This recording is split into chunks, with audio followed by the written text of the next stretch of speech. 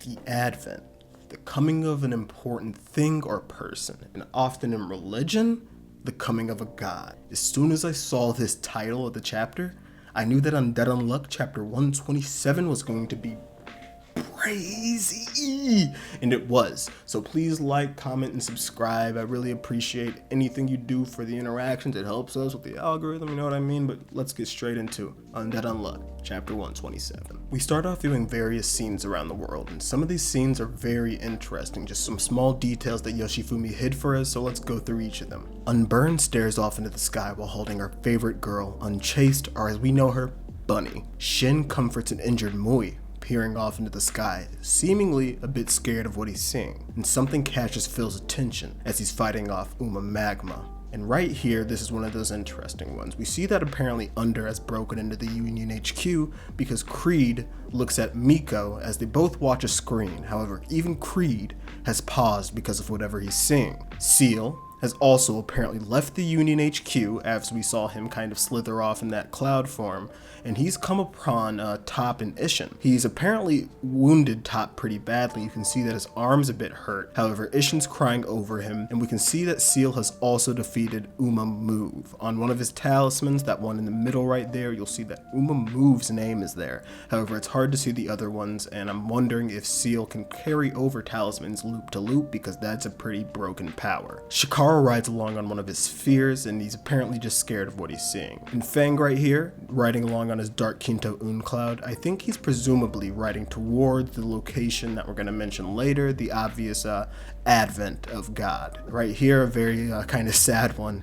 Yusai holds her family's hands as they stare off into the sky, and you see this large sun appearing. Tella defeated an Uma. It looks kind of like Uma Microphone is what I'm guessing. However, this Uma is being defeated and Tella has his attention elsewhere. And as Lil Lucy stares off into the sky, we finally return to Tatiana and Billy. As Unruined tells us, it's starting. The final war. Ragnarok. So, it's here, it's upon us. Ragnarok. It's beginning as with this 11 minutes start to tick down. However, this chapter only took us 30 seconds to get through. And this is very exciting for me to read because it truly feels like Yoshifumi's about to give us another 100+ chapters of Undead Unluck. Right now, it's just feeling like we're gonna get every single step of the way for this mission to finally take down God. There's going to be some interesting factors that happen during this fight. Like I said, I think Fang's going to come along and join us. He's always searching for a good bout. I think that Billy is obviously going to fend off Unruined in some way, shape, or form and come help us out in fighting God as well. And this fight against Sun should be interesting. However, as we pan back to the arc, Fuko is trying to tell Jules that, hey, let me fight. I want to join you all out there. However, we learn right here that you're not allowed to leave that #1 chair once the arc is initiated. That would actually reset the process, so it doesn't make sense for Fuko to go out there. Jules tries to tell Fuko, just please trust us, and Fuko kind of just sits back in her somber state, thinking back to the fact that throughout her entire life, those who she's cherished, she's just had to watch them go out and disappear. And not only that, sometimes it's been out of her own hands, but also the fact that she can't help them. Even since she's met Andy, she's been trying to help him die. Had to watch him suffer, can't do anything for him, all the people around her, and it's going to happen again right here. But we get the most beautiful character interaction we've seen in a little bit right here. Just some loving, dog, just some beautiful loving. Fuko and Andy have a knee-breaking hug as Andy kind of just tells her like, hey baby girl, we have to do this. I need you to stay here, stay grounded, stay 10 toes down as we're trying to get forward to this next loop, because we need to go get stronger. If we went out and tried to fight God right now, it wouldn't end up well. You're not a god of death and nor am I. So we just need you to get forward to this next loop. And they say their final goodbyes too.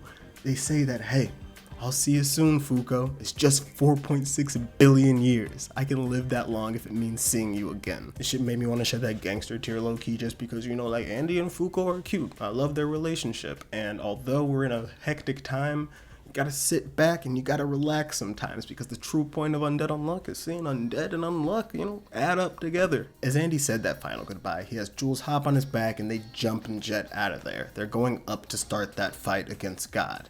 And as the clock begins to tick down, one interesting thing happens. Luna appears in the room. And Apocalypse says some very specific words right here. He says the exalted one, somebody who's holding high praise, somebody who's well touted, and it's a lot of things we've been saying throughout this series. Luna obviously has a very important figure in terms of the grand scheme of things.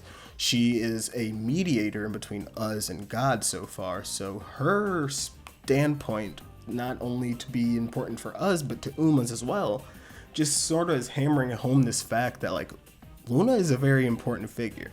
I think that presumably, since we know that, God presumably is the sun, I think Uma's son, it really would make sense for there to be, Moon. Uma Moon, another figure which the Earth fully revolves around and fully is, tied to, and I'll get into that a little bit more later. As Luna and Fuko prepare to converse, Jules and Andy land up on the surface, and as they land up there, Andy pans over and sees and says, so that's it. That is God, Sun, the one who validates this world. And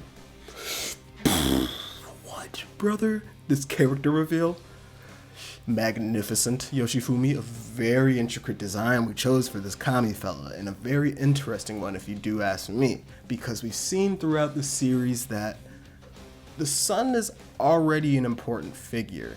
Whenever we've seen God in the past, it's always been the sun, or at least something revolving around the sun. We saw that giant deity with the sun behind it beforehand. We've seen the giant fire with the eye on it. We see that Unruin, a worshipper of God, a worshipper of the sun, has that sun tattoo on him. And we see sun talismans. We see a lot of things, y'all. And it's just very interesting. Like I was saying last video, I don't think that God was a god necessarily. I thought that God was presumably a negator or an Uma with some sort of deific power. And from what we saw this chapter, I'm presumably correct in that thought. This could be Uma's son. And listen to this explanation on why a power such as Uma's son could truly be as deific as that. Everything in our world and our reality is sort of revolving around the sun. Ideas such as the seasons, ideas such as gravity, a lot of things that we have within our world that kind of translate over to this series as Umas, all revolve around that exact fact. And the sun validates all in this world. Plants need the sun to survive. Humans need plants to survive. Nothing else works without the sun. The tides, everything, and it kind of relates to every single Uma we've seen throughout the series. Things like revolution, things like, I don't know, like everything, it's starting to add up. Almost everything that we have in this series, in some way, shape, or form, ties back to the sun and our reality of the world. A lot of the rules that we abide by are all at their base root, if you're talking like science or some shit, or just, following the butterfly effect, all goes back to the sun. So the sun being some Uma with a deific power, a deific concept of the sun, a concept which all of the earth needs to be validated, would really make sense for that to be the god of this world. However, my only issue is, like, is it the god?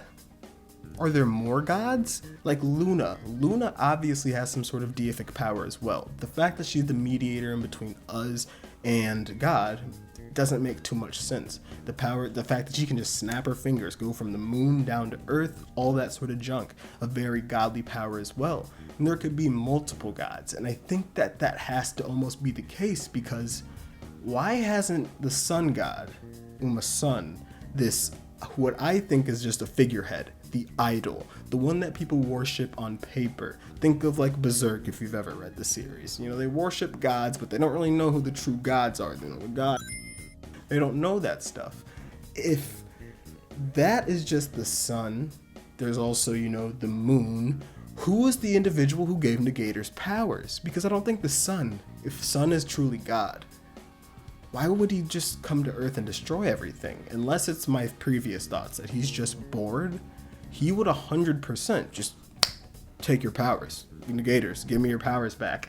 And we're trying to fight this fight against God because he gave us these powers. However, I don't think Sun, the one who just came down to us, is the one who took our powers. Who gave us the powers. I think it had to have been somebody else. I have no idea though. I truly rambled through this, so I will try to give you another video tomorrow probably, just talking about God, because this chapter was shorter but very, thick.